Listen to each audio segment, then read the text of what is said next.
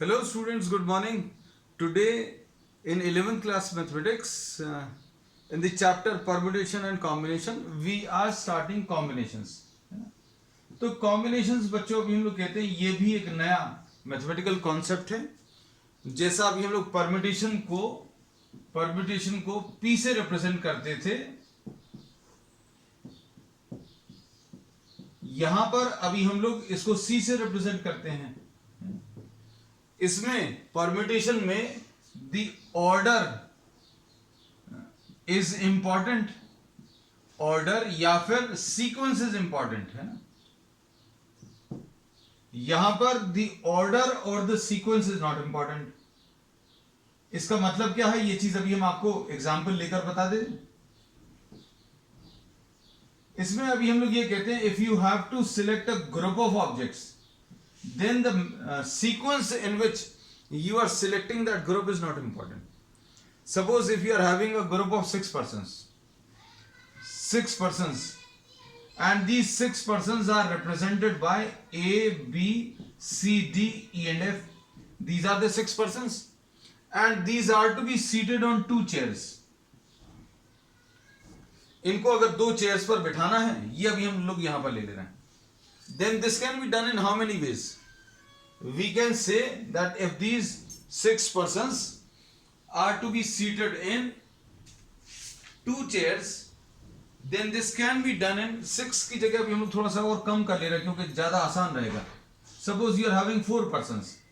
These four persons are to be seated in two chairs. Then this can be done in how many ways?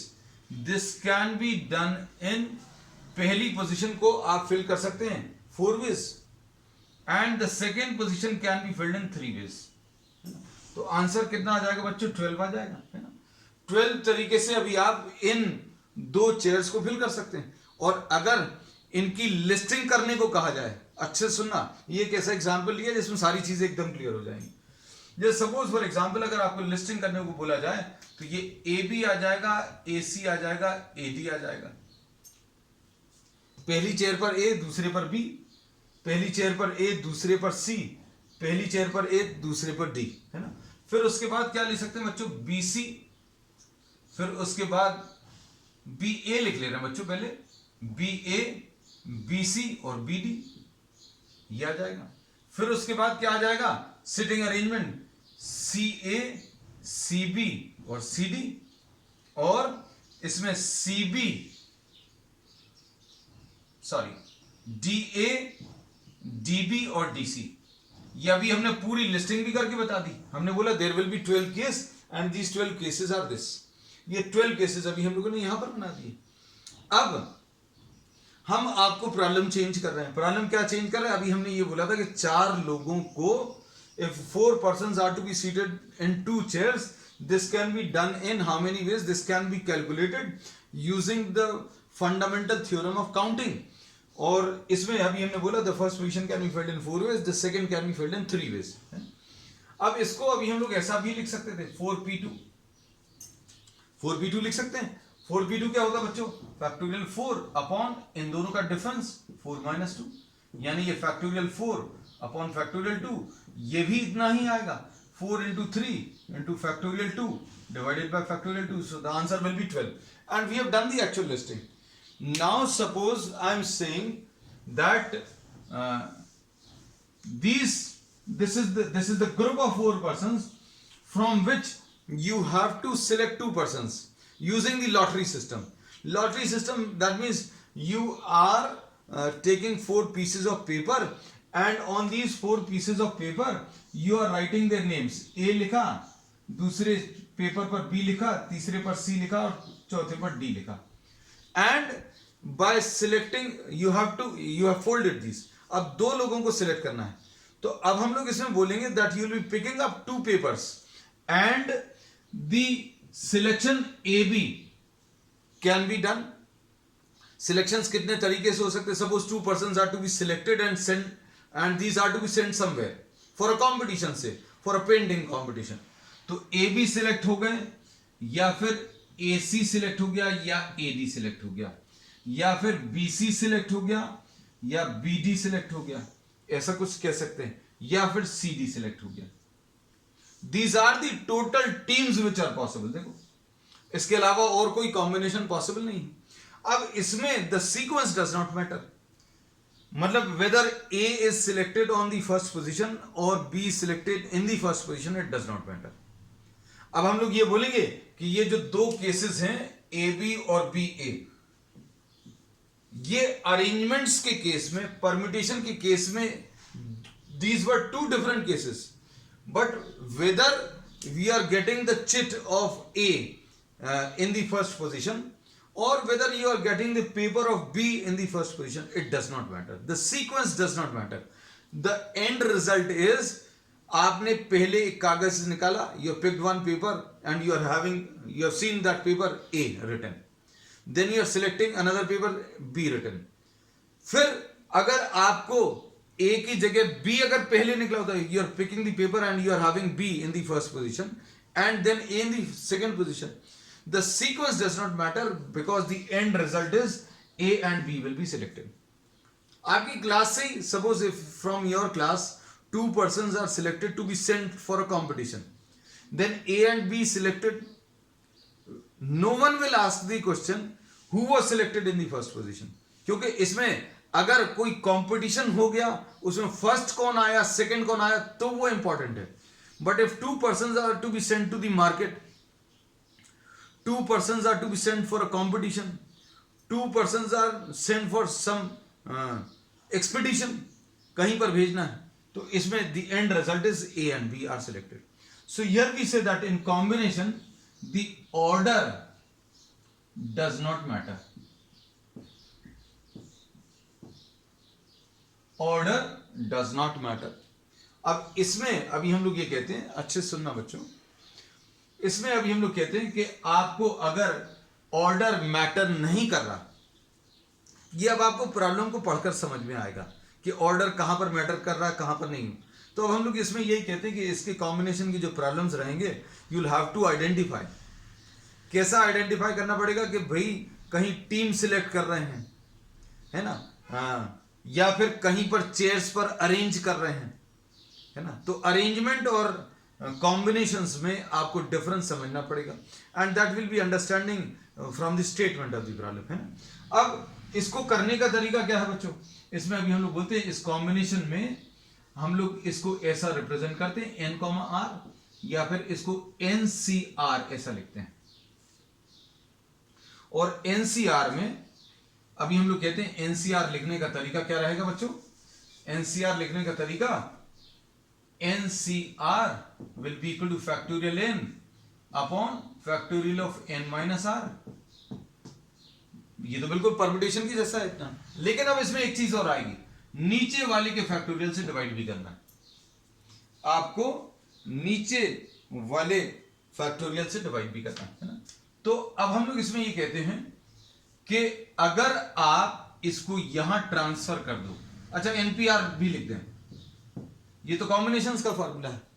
अब NPR को अगर आप ध्यान से देखो तो NPR is equal to factorial N upon factorial N minus R. तो अब इन दोनों फॉर्मूलेस को देखकर अभी हम लोग क्या कह सकते हैं कि आप आर को अगर आप इधर ले जाओ, फैक्टोरियल आर इंटू एनसीआर, क्या बन जाएगा बच्चों, factorial N upon factorial N minus R, है ना। मतलब ये क्या आ गया, एनपीआर। तो ये भी एक फॉर्मूला है, क्या, factorial R into NCR is equal to NPR. ठीक, अब देखना, अब कई प्रॉब्लम्स ऐसे रहेंगे जिसमें आपको परम्यूटेशन और कॉम्बिनेशन दोनों अप्लाई होंगे, है ना। अब हमने आपको एक चीज बोली कि भाई you are having a group of 4 persons, you are having what, a group of 4 persons। हमने बोला in how many ways can you select 2 persons। सुनना बच्चों ध्यान से, from a group of 4 persons, in how many ways, many ways can we select, हम लिख इसलिए दे रहे क्योंकि लैंग्वेज इंपॉर्टेंट है, 2 persons। तो अब हम लोग इसमें बोलेंगे इसका आंसर बच्चों 4C2 आएगा। 4C2 कैसे आएगा देखो जरा सॉल्व करके, ये फॉर्मूला अगर आप अप्लाई करें तो कैसे लगेगा, फैक्टोरियल 4 आएगा, आ गया। उसके बाद नीचे क्या आएगा, इन दोनों का डिफरेंस, फैक्टोरियल 4 - 2 लिख लिया। फिर क्या आएगा, नीचे वाली का फैक्टोरियल नीचे लिखना है, फैक्टोरियल 2 नीचे। तो क्या आएगा बच्चों देखो, फैक्टोरियल 4 अपॉन फैक्टोरियल 2 यानी 4 × 3 × 2 × 1 अपॉन 2 × 1 × 2 × 1 है ना। ये 2 × 1 कटेगा, 2 2s are ये 6। तो आंसर अभी हम आपको पहले ही बता चुके हैं कि भाई 4 लोगों में से 2 लोगों की टीम अगर आपको बनानी है तो ये इतने तरीके से बना सकते। There are 6 possible ways, so we have verified the result also. समझ आ गया। तो अब हम लोगों ने इसमें ये बोल दिया कि if you have to select a group of 2 persons from a group of 4 person, then this can be done in 4C2 ways, है ना। अब हम लोग ये लिस्टिंग नहीं करेंगे, हम बार बार लिस्टिंग कर भी नहीं पाएंगे क्योंकि नंबर ऑफ ऑब्जेक्ट्स बड़े हो जाएंगे, ज्यादा हो जाएंगे, है ना? अब हम आपको ये बोल रहे हैं कि अब ये क्वेश्चन जो अभी हमने दिया था, हमने बोला फ्रॉम अ ग्रुप ऑफ, अब अच्छे समझना, from a group of 4 persons, ऐसा लिख देना, in how many ways can we select 2 persons from a group of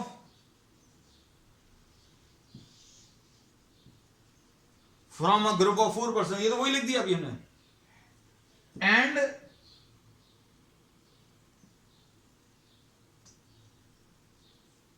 seat them,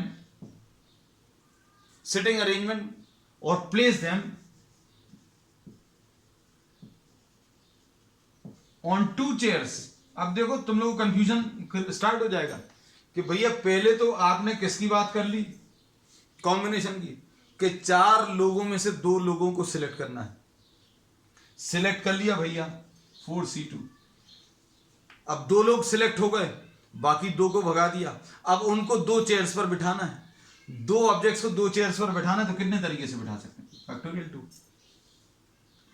तो ये एक्चुअल में क्या है, ये परम्यूटेशन का ही प्रॉब्लम बन गया, परम्यूटेशन का यानी कि अरेंजमेंट का। तो मतलब कुछ ऐसे प्रॉब्लम्स भी आएंगे जिसमें आपको परम्यूटेशन और कॉम्बिनेशन दोनों अप्लाई होगा। अब ये देखो फैक्टोरियल 2 कटेगा, तो ये एक्चुअल में है क्या, ये NPR ही है, यानी परम्यूटेशन का ही प्रॉब्लम है।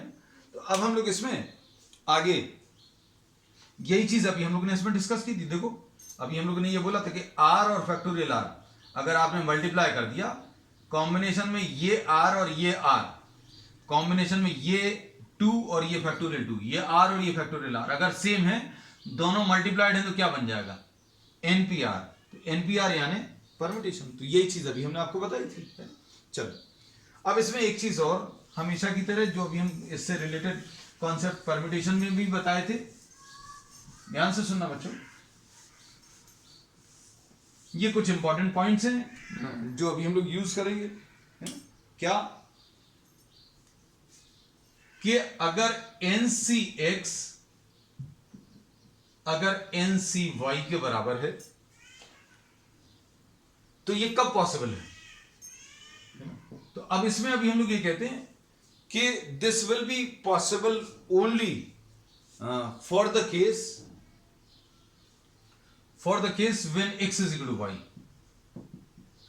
ये तो पहली चीज, ऊपर वाला n और ऊपर वाला n सेम है, नीचे वाला x और नीचे वाला y इक्वल होगा तब पॉसिबल होगा, या फिर दोनों का एडिशन, इन दोनों का एडिशन ऊपर वाले के बराबर हो। इन दोनों का एडिशन बच्चों किसके बराबर है, ऊपर वाले के बराबर। ये बात अभी हम आपको समझा दे रहे हैं। जैसे सपोज फॉर एग्जांपल आपको 10C2 दिया है, ये 10C2 दिया है। अब हम लोग इसमें ये बोल रहे हैं बच्चों, ये 10C x के बराबर है। तो इसके हिसाब से अभी हम लोगों ने क्या बोला, 2 पॉसिबिलिटीज हैं। 2 पॉसिबिलिटीज क्या है बच्चों, either you have x is equal to 2 ये दोनों इक्वल है नीचे वाले नंबर्स, और the addition of these two, addition of these two is equal to 10, मतलब x की वैल्यू बच्चों 8 भी हो सकती है।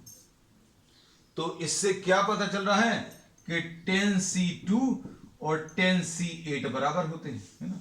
तो ये सुनने में थोड़ा सा अजीब लग रहा है, तो अपन सॉल्व करके देख लेंगे भाई, वेरीफाई करेंगे। अभी हमने बोल दिया सिर्फ इसलिए नहीं मानना है ना। तो अब वेरिफिकेशन वाला पार्ट कैसे है बच्चों, देखो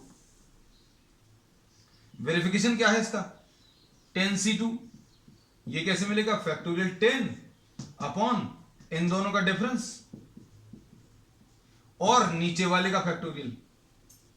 सॉल्व कर लो, कितना आएगा बच्चों ये, फैक्टोरियल 10 अपॉन नीचे कितना आएगा, फैक्टोरियल 8, 10 - 2 और ये फैक्टोरियल 2।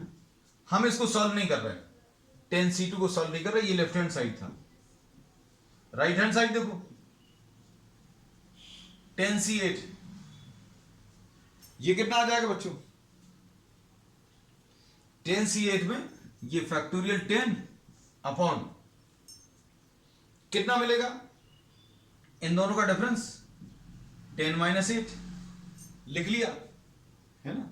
अब इसके बाद नीचे वाले का फैक्टोरियल ये भी लिख लिया। अब सॉल्व करके देखो, हमने ये बोला फॉर्मूला याद रखने का सिंपल तरीका है क्या, ऊपर वाले का फैक्टोरियल ऊपर लिख लो, फिर दोनों का डिफरेंस लिख लो और फिर नीचे वाले का फैक्टोरियल, ऐसे लिखेंगे। तो क्या आएगा, फैक्टोरियल 10 ऊपर आएगा, दोनों का डिफरेंस आ गया नीचे और नीचे वाले का फैक्टोरियल। तो देखो factorial 10 upon factorial 2 factorial 8 same आ रहा है, 10C8 और 10C2 सॉल्व करने पर 10 आ रहा है, ये 10 आ रहा है, ये 2 और 8 इधर भी 2 और 8 आ गया है बच्चों, है ना। तो अब हम लोग इसमें ये कहते हैं, इसको देखकर ये चीज पता चल गई बच्चों क्या, कि 10C2 will be equal to 10C8, है ना। अब क्या अभी हम लोग रिजल्ट निकाल सकते हैं, तो रिजल्ट बच्चों अभी हमने आपको बता ही दिया है, क्या बता दिया है,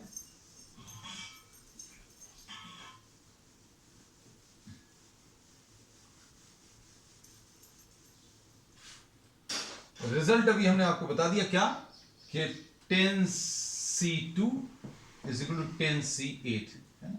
अब जैसे एग्जाम्पल के लिए और अगर आप लिखना चाहें 13C4, क्या लिखना चाहिए यहां पर, ये ऐसा नंबर आएगा जिसको इसके साथ ऐड करेंगे, इसको इसके साथ करेंगे तो ऊपर वाले नंबर के बराबर आएगा, x की वैल्यू बच्चों 9 आ जाएगी, है ना।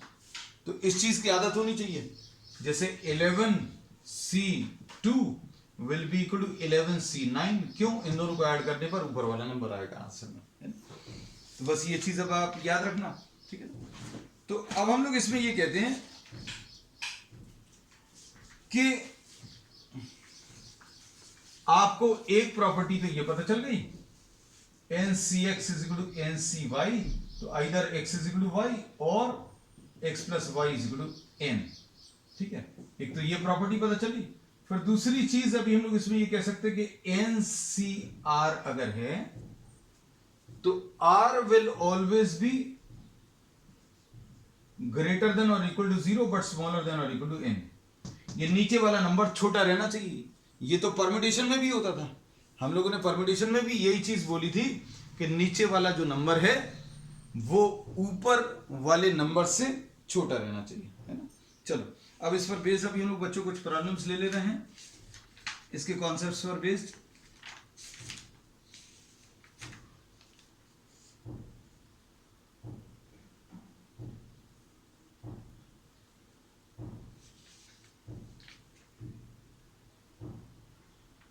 अब देखो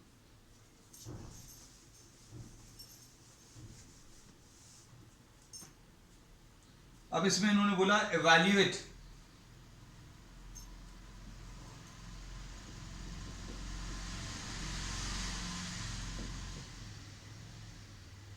C2। अब ये 10C2 अगर आपको कैलकुलेट करना तो कैसे निकालेंगे बच्चों, 10C2 निकालने के लिए फैक्टोरियल 10 फैक्टोरियल 10 - 2 और नीचे वाले का फैक्टोरियल, ऐसा कुछ आ गया। तो ये कितना आ जाएगा बच्चों, फैक्टोरियल 10 अपॉन फैक्टोरियल 8 और फैक्टोरियल 2। अब कैसा लिखेंगे? 10 इंटू 9 तो लिख लिया, इंटू 8 भी लिख लिया, लेकिन 8 हमें नीचे दिख गया। जैसे ही कोई नंबर नीचे वाला दिख गया तो वहां पर आप रुक जाओ, फैक्टोरियल लगा लो, ये कट जाएगा। तो इसका आंसर कितना आ जाएगा? 10 इंटू 9 अपॉन 2 इंटू 1, है ना। तो इसको अभी आप शॉर्ट ट्रिक की तरह यूज कर सकते हैं। कैसा? कॉम्बिनेशन जो है बच्चों सॉल्व करने में बहुत सारे बच्चों को दिक्कत जाती है ना। तो अभी हम लोग इसमें अब आपको कुछ चीजें आपको बता दे रहे हैं जो आपको बड़ी यूजफुल रहेंगी। जैसे एग्जाम्पल के लिए NC0, हम आपको एक एग्जाम्पल की मदद से यहां पर सॉल्व करके बताते जाएंगे, है ना। जैसे 10C0, है ना। फिर उसके बाद आपको NC1 ये सॉल्व करके बताएंगे, फिर आपको ये NC2। अब ये 10C0 कैसे लिखेंगे? फैक्टोरियल 10 अपॉन फैक्टोरियल 10 माइनस 0 और फैक्टोरियल 0। ध्यान से देखना बच्चों, ये चीज याद ही रखना तो ज्यादा अच्छा है। तो ये आ जाएगा फैक्टोरियल 10 अपॉन फैक्टोरियल 10 और ये 1 आ जाएगा, तो ये तो कट जाएगा, तो 1 आ गया। तो कोई भी number, for any number NC0 अगर है तो ये 1 लिख सकते हैं। इसका मतलब क्या है? 10C0 निकालो या 9C0 निकालो या 50C0 निकालो, ये सब की वैल्यू कितनी आने वाली है? 1 आने वाली है। तो ये काम का रिजल्ट है। अब ऐसे ही NC1 की वैल्यू n के बराबर आएगी। NC1 की वैल्यू बच्चों किसके बराबर आएगी? n के बराबर। मतलब आपको इसमें ज्यादा फॉर्मूला, वैसे आपको सब कुछ करना है फॉर्मूले से, लेकिन अभी हम यही कह रहे हैं कि कुछ जो टर्म्स हैं बार बार यूज होंगे, और चूंकि बार बार यूज होंगे तो इनको कैलकुलेट करने की, सिंपल तरीके से कैलकुलेट करने की आदत डलवानी है ना। तो ये कितना आ जाएगा अगर आप इसको सॉल्व करो? तो अभी हम लोग बोलेंगे बच्चों ये आ जाएगा फैक्टोरियल 10 अपॉन, नीचे क्या आएगा? इन दोनों का डिफरेंस, मतलब 10 माइनस 1, और क्या आएगा? नीचे वाले का फैक्टोरियल। तो ये आ गया 10 अपॉन फैक्टोरियल 9, 10 माइनस 1 यानी 9 और फैक्टोरियल 1 यानी 1। अब क्या लिखेंगे? फैक्टोरियल 10 को सॉल्व करना शुरू कर दो। 10 आएगा, फिर 9 आएगा, लेकिन 9 नीचे दिख गया, फैक्टोरियल 9 कट गया। तो हमने बोला 10C1 की वैल्यू 10 आएगी, है ना। इनफैक्ट आप 50C1 50 आएगा, 20C1 20 आ जाएगा, कुछ भी आप निकालोगे ऐसा, 17C1 ये 17 आएगा। अब इसके बाद NC2 में अभी हम लोग क्या बोलेंगे बच्चों? ये शॉर्ट ट्रिक्स हैं सारी। n into n minus 1 upon factorial 2, मतलब जो ऊपर नंबर लिखा है वो लिखो, उसमें से एक कम कर दो। ऊपर अगर n लिखा तो n माइनस 1 भी लिख लो और फैक्टोरियल 2 से डिवाइड कर लो, आंसर आ जाएगा। अब इसको अभी हम देखो यहां पर ये बता चुके हैं 10C2, देखो इसको, ये एक एग्जांपल है। इसमें अभी हम लोग क्या बोल रहे हैं? देखो यहां तक सिर्फ इतना देखना,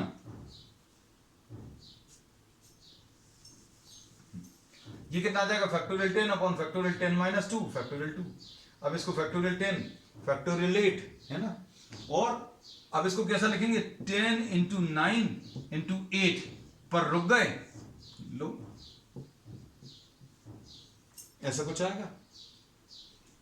10 इंटू 9 इंटू 8 पर रुक गए, फैक्टोरियल 8 लगा दिया, कैंसिल हो जाएगा।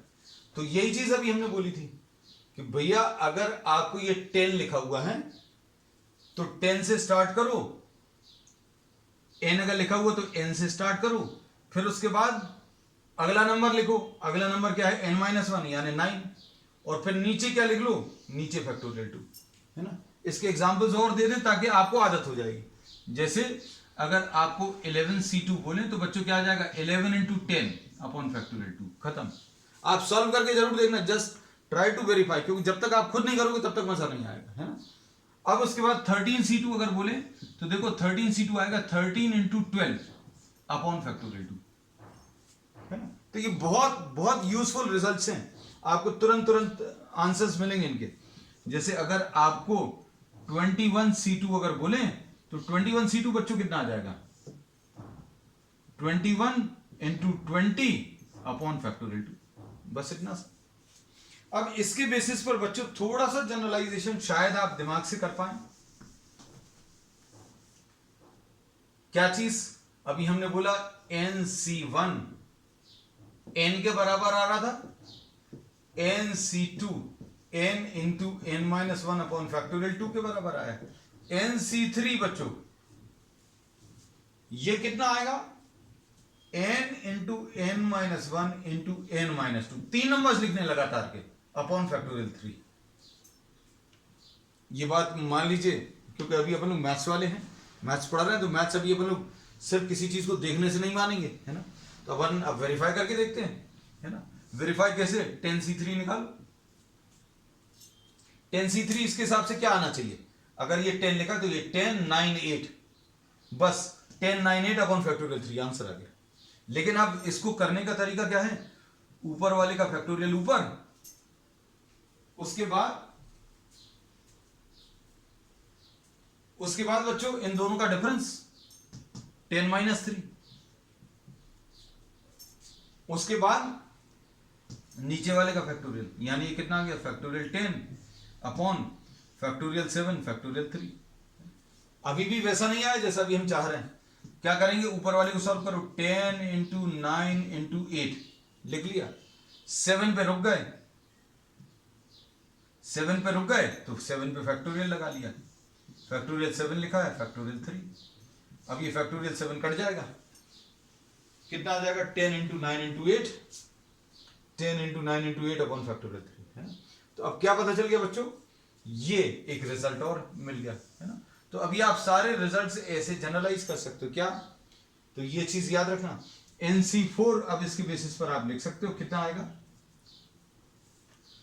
ये कितना आ जाएगा? ये आएगा n इंटू, मतलब इसमें आपको ये पता चलेगा, ध्यान से सुनना।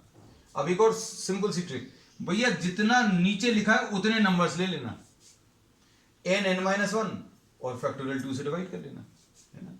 अब उसके बाद NC3 लिखा है तो आपको 3 नंबर्स लेने, 1 2 एंड 3। लेकिन थोड़ा सा दिमाग भी लगाना, मतलब ऐसा नहीं कि जो चीज बताइए वो बिल्कुल एज इट इज फॉलो कर रहे हैं। इसका मतलब क्या है? अभी हम आपको इस बात का मतलब समझाएंगे। यहां पर 4 है तो n n-1 n-2 n-3, 4 numbers हो गए अपॉन फैक्टोरियल। अब दिमाग लगाने का मतलब क्या है? देखो इसमें अब इसमें कोई स्टूडेंट अगर ऐसा बोले कि ये 26 4 है, सपोज फॉर एग्जाम्पल 26, तो इसको 26 into 25 into 24 into 23 upon factorial 4, 4 terms लिखने हैं बस। अब अगर ये ऐसा दिया हुआ है 32C30, तो क्या करोगे? तो बोलोगे नीचे तो फैक्टोरियल 30 लिख लेंगे और ऊपर अभी हम लोग कितने 30 टर्म्स लिखेंगे। नहीं, ऐसा नहीं करना, है ना। तो अभी हम लोगों ने ये चीज आज पढ़ी ली है कि 32C30 अगर लिखा है, ध्यान से सुनना बच्चों और समझना, 32C30 को हम लोग 32C2 लिख लेना। क्यों लिख सकते हैं?